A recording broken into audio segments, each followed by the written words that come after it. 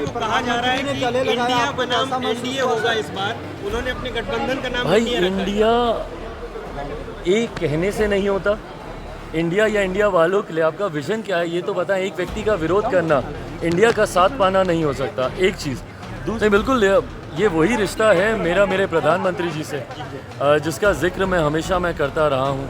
कई बार मुझ पे तंज कसे जाते हैं कि आप अपने आप को हनुमान बोलते हैं, ये वो, पर ये वो रिश्ता है जो उन्होंने भी हमेशा निभाया। जब मेरे पिता अस्पताल में थे, मेरे साथ कोई नहीं था, तो प्रधानमंत्री जी मजबूती से खड़े रहे। और नमस्कार, न्यूज़ फाउंडेशन देख रहे हैं आप। मैं हूं आपके साथ धीरज सिंह।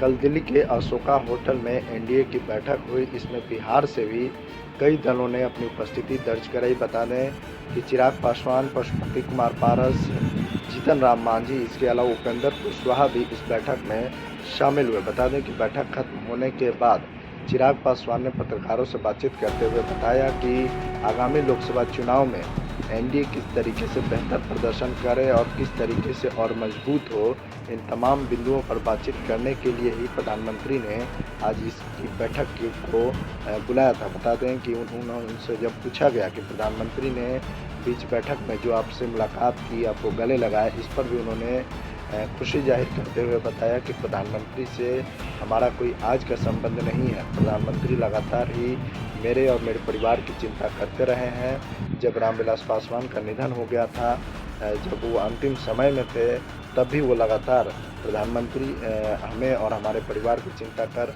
लगातार हम लोगों से जो है हालचाल लेते रहे। जब उनसे पूछा गया कि पशुपति कुमार पारस और जो आपके रिश्ते हैं, वो आज जो जिस तरीके से आप लोगों ने मुलाकात की कि आने वाले समय में दोनों के बीच रिश्ते सुधर सकते हैं, इस पर भी उन्होंने अपनी प्रतिक्रिया दी। क्या कुछ कह रहे हैं चिराग पासवान एनडीए की बैठक के बाद? छोड़ जाते हैं आप उनके वीडियो के साथ। किस तरीके से आगामी 2024 में लोकसभा के चुनाव में कैसे एनडीए को मजबूती के साथ हम लोग चुनाव में हम लोग उतरे, और जो परिणाम 2019 के चुनाव में हम लोग को मिले, उस परिणाम से और बेहतर कैसे हम लोग परिणामों को हम लोग ला सकें, उसको लेकर चर्चा हुई। तमाम घटक दलों ने अपनी अपनी बातों को मजबूती से इस मंच पर उन्होंने रखा, और अंत में प्रधानमंत्री जी का भी मार्गदर्शन हम लोग को प्राप्त हुआ।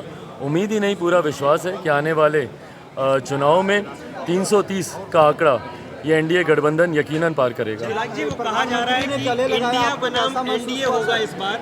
उन्होंने अपने गठबंधन का नाम भाई इंडिया रखा है। इंडिया एक कहने से नहीं होता। इंडिया या इंडिया वालों के लिए आपका विजन क्या है ये तो बताएं। एक व्यक्ति का विरोध करना इंडिया का साथ पाना नहीं हो सकता। एक चीज़ दूसरा, हमारे देश का नाम है, ये सम्मान के साथ हम लोग लेते हैं। अपने देश के नाम को राजनीतिक लाभ के लिए इस्तेमाल करना मुझे नहीं लगता कि उचित है। चिराग जी, आपने प्रणाम किया प्रधानमंत्री जी को, आपने प्रधानमंत्री को प्रणाम किया, उन्होंने आपको गले लगाया। नहीं, बिल्कुल ये वही रिश्ता है मेरा मेरे प्रधानमंत्री जी से, जिसका जिक्र मैं करता रहा हूँ। कई बार मुझ पे तंज कसे जाते हैं कि आप अपने आप को हनुमान बोलते हैं, ये वो, पर ये वो रिश्ता है जो उन्होंने भी हमेशा निभाया। जब मेरे पिता अस्पताल में थे, मेरे साथ कोई नहीं था, तो प्रधानमंत्री जी मजबूती से खड़े रहे।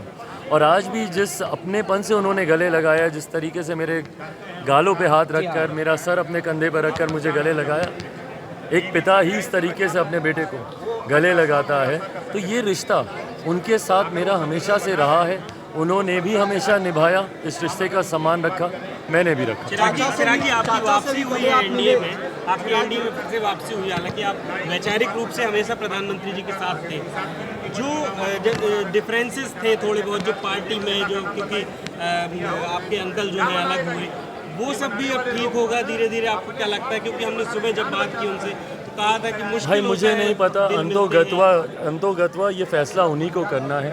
जब वो बार बार कहते हैं कि सूरज पश्चिम से उग जाएगा, चिराग से मेरा कोई समझौता नहीं हो सकता। जिस परिवार से मैं आता हूँ, फैसले परिवार के बड़े ही लेते हैं, ये फैसला उन्हीं को लेना है।